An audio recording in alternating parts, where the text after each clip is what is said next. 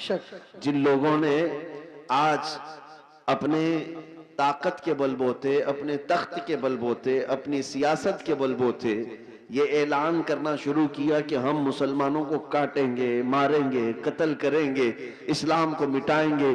खाक मिटाएंगे, तुमसे तुम्हारी खुजली नहीं मिटाई जा सकती। वाह वाह वाह। क्या खाक मिटाओगे? तुम क्या समझते हो इस्लाम किसी मोहल्ले का मजहब है? नहीं, किसी एक बस्ती का दीन है। इस्लाम की जड़ें तहतुस्सरा में है और इसकी शाखें औजा सुरैया पर। इस दरख्त को हिलाना तो दूर की, पत्ते का बहाल बेका करना भी मुश्किल है। दुनिया बहुत कोशिश करके देख चुकी, तुम्हारे पास कितनी ताकत है। न कारून के बराबर है, न शद्दाद के बराबर है, न फिरौन के बराबर है, न हामान के बराबर है। बड़ी बड़ी ताकतें आई, लेकिन दीन हक को कभी ना वो मिटा सकी थी, ना मिटा सकेंगी। और हम तो ये कहते हैं, ये जो तुम जुल्म का माहौल गर्म कर रहे हो, उसी वजह पर मैं आज गुफ्तगू कर रहा था। ये तो हमारे आमाल की शामत है। हम भटके हुए थे, हम भटके हुए थे। वरना कुरान में अल्लाह ने फरमाया, वलन यजअलल्लाहु लिलकाफिरीना अलल मुमिनीना सबीला। अल्लाह हरगिज़ काफिरों को मोमिनों पर गलबा नहीं देता, बेशक हरगिज़ नहीं देता। लेकिन ये आज के हालात इसलिए हैं कि हम रास्ता छोड़े हुए हैं। एक बात मैं आपको बताऊं, आज के हालात के तनाजुर में एक बात मैं कहूं, बगदाद में मुसलमानों का मुल्क, तारीखी विरासत हमारी रही है। ततारियों ने हमला किया, तबाह बर्बाद किया बगदाद को, और इतना बर्बाद किया कि मुसलमानों की खोपड़ियों से मीनार बनाए। दरियाए दजला का पानी खून से लाल हो गया। बादशाह की जो बेटी थी ततारियों की, एक जगह से गुजर रही थी, एक सच्चे मोमिन को देखा। इन हालात में भी वो खड़े होकर अजान दे रहा है। सुभान, अजान दे रहा है।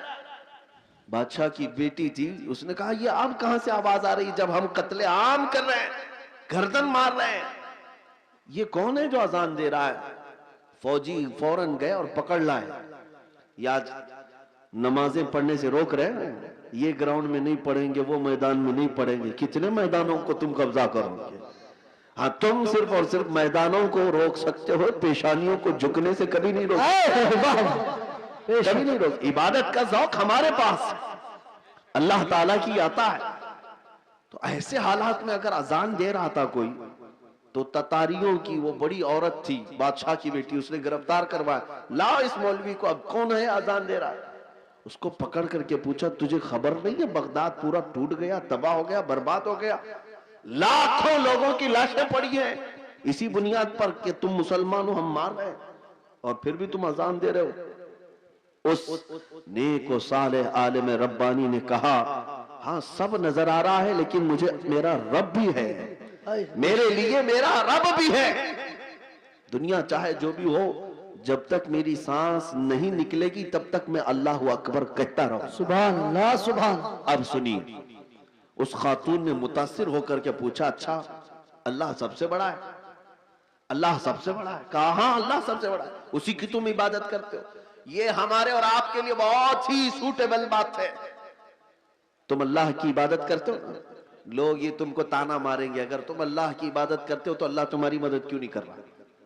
यही उस ततारी औरत ने कहा कि तुम उसको अकबर कहते हो, फिर ये बगदाद में ये सब जो मरे हैं ये भी तो वही थे, ये भी तो वही थे, ये मारे गए और हम लोगों को गलबा हासिल हो गया बगदाद पे। देखो ततारियों पर, वो जालिमों को अल्लाह ताला ने गलबा दे दिया, तुम्हारा खुदा ही दिया है, फिर ऐसा क्यों हुआ? बहुत पते की बात सुनिए, उस आलिम दीन ने क्या कहा कि खातून मैं तुझे एक मिसाल बताता हूं। तुमने देखा होगा कि भेड़ बकरियां पालने वाला कोई चरवाहा बकरियां लेकर के चलता रहता है, रास्ते पर चलता है, होता होगा ना आपके यहाँ भी रेवड़, जी जी, बकरियां चलती रहती हैं, लेकिन बकरियां पालने वाला साथ में कुत्ता भी पालता है। बेशक बकरी और कुत्ते का क्या लेना देना, कौन सा ताल्लुक है? लेकिन ये चरवाहे से पूछे, वो बताएगा कि बकरियां चलते चलते कभी इधर उधर चली जाएं तो ये कुत्ता भौंक भौंक कर उन्हें लाता है और फिर रेवड़ में जमा करता है। बेशक चरवाहा यही बताता है कि इसलिए सारे बकरियों को वो फिर से एक रेवड़ में जमा करे, इसलिए वो पालता है। कुत्ते को इसलिए छोड़ा जाता है, इसलिए पाला जाता है। बिला तशबीह व बिला तमसील, जहनों को करीब करने के लिए उस बगदादी आलिम ने कहा, हम उम्मत मुस्तफ़ा हैं, हम चलते हैं सीधे रास्ते पर, लेकिन जब कभी इधर उधर भटकते हैं तो अल्लाह तुम जैसे कुत्तों को हम पर छोड़ता है, कुत्तों को छोड़ता है, ताकि तुम भोंक भोंक करके वापस सिराते मुस्तकीम पर ले आ सको। मेरे अजीजों, आज ये जिस कदर मजालिम हो रहे हैं, ये तुम्हें सीधे रास्ते पर इंशाअल्लाह एक न एक दिन जरूर लेके आए इंशाअल्लाह। मैं महसूस कर रहा हूं, चंद सालों पहले हर जलसे में लब्बैक या रसूल अल्लाह का नारा तो नहीं लगता था, लेकिन जालिम कुत्तों ने जब भौंकना शुरू किया तो अब फिर हमारा हर बच्चा लब्बैक कहने लगा। लब्बैक लब्बैक लब्बैक या रसूल अल्लाह, लब्बैक लब्बैक या रसूल अल्लाह, लब्बैक लब्बैक या रसूल अल्लाह, लब्बैक लब्बैक या रसूल अल्लाह। अब बात सिर्फ इतनी ही है, बात सिर्फ इतनी है। मैंने जो उन्वान आपके सामने रखा वो यही है कि जब तुम अपनी हैसियत को पहचान लो कि मेरा रास्ता कुछ और है, जिस दिन तुम उस नुक्ते पर आ गए, मेरे अजीजों, इज्जतें तुम्हारी है, ताकतें तुम्हारी है, इक्तिदार तुम्हारा है। जिस तरफ रुख करोगे मौला ताला उस हवा को तुम्हारे ज़ेरे नगी फरमाएगा। तुम्हें पता नहीं है कि तुम्हारी तारीख क्या थी। हमारी तारीख इकबाल की जुबान से अगर सुनोगे तो इकबाल कहता है, टल न सकते थे जंग में अगर टल न सकते थे जंग में अगर अड़ जाते थे, पांव शेरों के भी मैदान से उखड़ जाते थे, तो जिससे सरकश हुआ कोई तो बिगड़ जाते थे। अरे तेग क्या चीज, हम तोप से भी लड़ जाते। दश्त तो दश्त है, दरिया भी न छोड़े हमने, बहरे जुल्मात में दौड़ा दिए घोड़े हमने।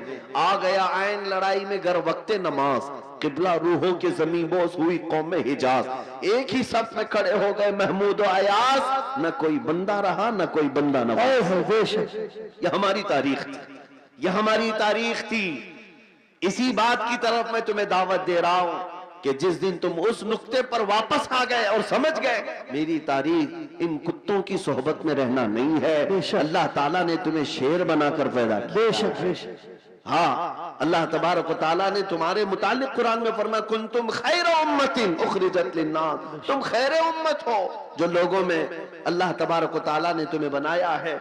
लिहाजा ऐसे वैसे की तरफ तुम्हें देखने की जरूरत नहीं। मुझे अफसोस इस बात का होता है जब हमारा नौजवान ये कहता है, नई फिल्म आई है उसमें फला एक्टर है, फला हीरो है, बाल उसकी तरह, कपड़े उसकी तरह, पैंट फाड़ लिया, सिर्फ एक नचनिया को देख करके, एक मुजरा करने वाले को देख करके अपना आपा खो गया, अपने आप को बदल लिया। और हमारे घर की खवातीन सुबह से शाम तक सीरियल के सामने, टेलीविजन के सामने, और ख्वाब वही सजा रही हैं कि शायद हमारा भी घर ऐसा ही हो, हमारा लिबास भी ऐसा ही हो। मेरे अजीजों, दुनिया क्या करती है इसकी तुम्हें फिक्र नहीं होनी चाहिए। औरतें अगर किसी को देखती तो वो सैयदा कायनात फातिमा ज़हरा को देखती, कम से कम ये सीरत का मुताला करती कि उनका दुपट्टा कैसा था, उनका लिबास कैसा था, उनके रहन सहन कैसे थे। इसको छोड़कर इन्होंने आज मजाजी इश्क के और मजाजी ये स्क्रीन के ऊपर अपने दिल दे बैठे। और इसी तरह मर्दों की हालत भी यही है, नौजवानों की। ऐ नौजवानों, तुम्हारे हाथ में बंगड़ियां तक इन्होंने पहना दी, कानों में बालियां तक पहना दी, बालों में चोटियां तक ला दी, क्या क्या कर दिया। यहाँ हमारे अच्छे भले मर्द को औरत बना दिया जी, औरत भी नहीं मुखन्नस बना दिया। और इस पर ये मजीद ये समझता है कि ये फैशन है, ये फैशन है। अरे इधर से उधर से फाड़ करके पहनने वाला, नंगा घूमने वाला अगर फैशन ज़दा है तो फिर कुत्ता और भैंस बैल बकरी ये ज्यादा फैशन ज़दा है, क्योंकि वो तो कपड़े ही नहीं पहनते। अगर नंगा होना ही फैशन है तो जानवर सबसे बड़े फैशनेबल है। मेरे अजीजों, जंगली दुनिया को न देखो, जो जंगल राज बनाना चाहती हो उनको ना देखो। अगर तुम्हें जिंदगी के ईमान के मजे लेना है तो मदीने वाले की तरफ नबी पाक सल्लल्लाहु ताला अलैहि वसल्लम के अखलाक से बढ़कर किसी के अखलाक है नहीं, उनसे बेहतर किरदार किसका हो सकता है।